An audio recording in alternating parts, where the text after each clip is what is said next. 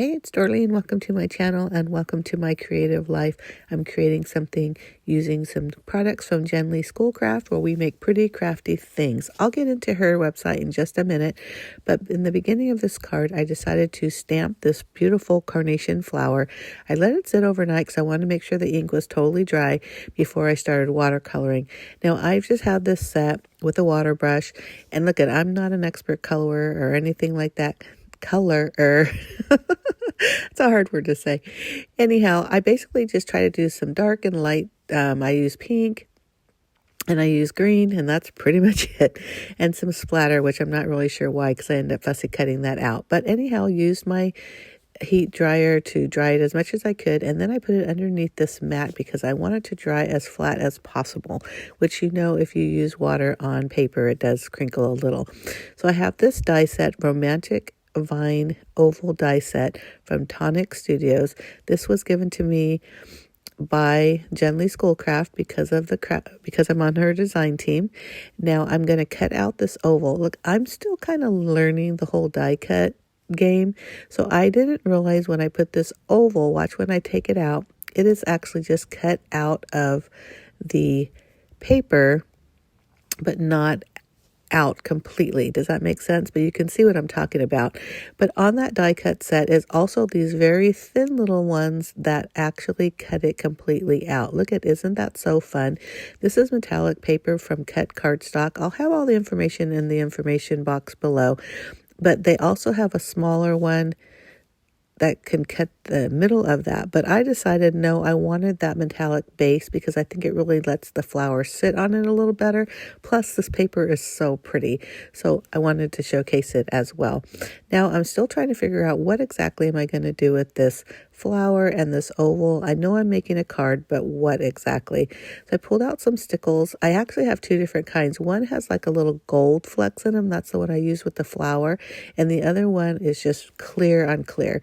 Now, I know I'm running out of this because I had to really squeeze it to get some of this stuff out. But I just use my finger to move it around. And it's hard to see on this film, but it is so pretty. It's very glittery and sparkly and just so fun. I'm not normally a glitter girl, but when I do it, I like to do it right. Now, I created that little stenciled piece right here just using some white ink on black paper. And this is that mini stencil that I used from Jen Lee Schoolcraft from my last project. And this is what I was thinking I was going to base it on, but folks, I changed my mind. But for now, it's on the camera, and that's okay. I am definitely going to use it somewhere else. Now, I'm going to an anniversary party later for my aunt and uncle, so I knew I wanted to make this an anniversary card. Originally, I had stamped Happy Anniversary on white cardstock, but it clashed so much, and also because that metallic paper is so pretty, it was like, why hide it, right?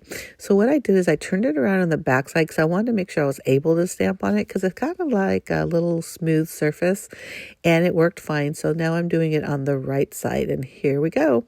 Not the best impression, but it works fine. I'm going to place the flower where it fits right, where I could still see the wording, but also not too off-centered. I have a whole bunch of rhinestones in my stash. I end up using this one because I did like the little bit larger with the smaller options. So I'm going to put those on where, again, I think I'm putting the flowers. And the reason why it's not adhered is because I have absolutely no patience. And those stickles are definitely not dried. So I didn't want to put it on yet, but I will later. Now it's the time for the card base. It was such a hard decision on what I was going to do because that oval piece itself with the flower is so pretty. I decided to grab some gray paper, and I'm just using A2 card, which makes it 4.25 by 5.5 when it's folded. This is the card base, but I decided to do like I don't even know what it's called, a half card, a hinge card. I'm not even sure, but basically I'm going to cut down to 3.5 inches that's going from bottom up.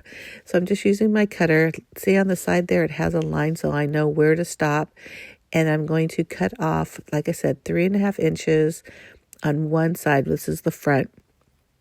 And then cut down because now what I'm going to have left is this little folded area. And then that's going to pop up. So it's kind of, like I said, a half card. I don't know. That's got to have a word. Who knows?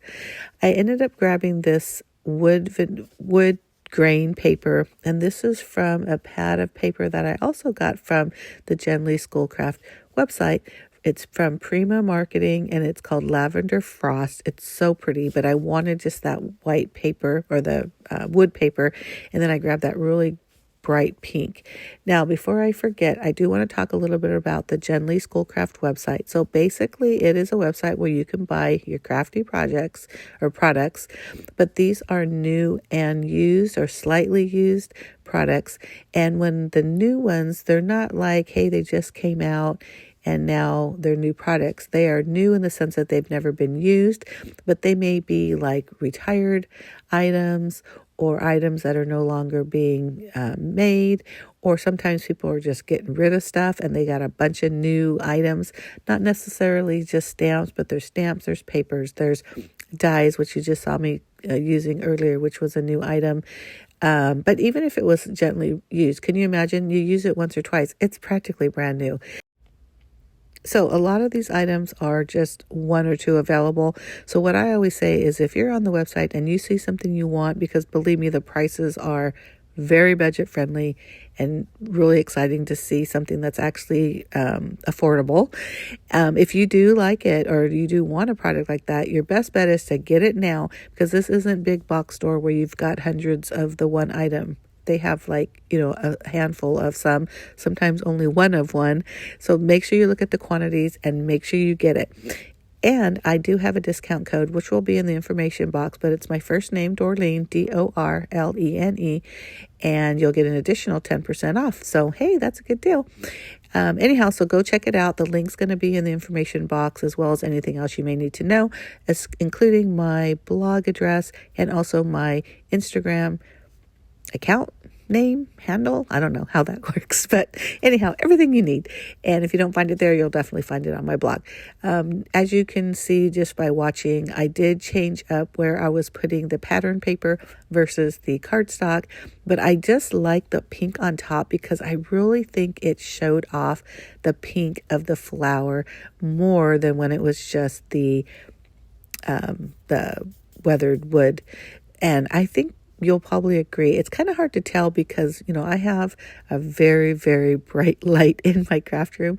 In fact, my daughter and I call it the sun because it is really bright.